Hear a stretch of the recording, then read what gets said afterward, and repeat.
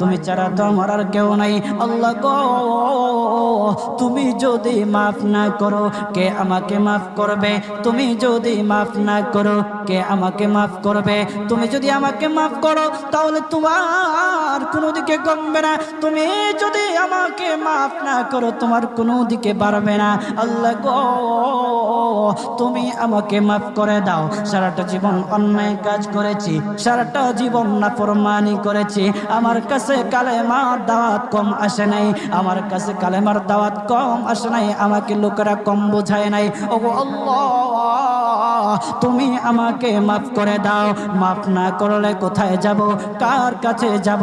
বাবা যখন মারে তখন মার কাছে আশ্রয় নেওয়া যায়, মা যখন প্রহার করে তখন বাবার কাছে আশ্রয় নেওয়া যায়, বাবা মা যখন প্রহার করে তখন দুনিয়ার কারো না কারো কাছে আশ্রয় নেওয়া যায়। ওগো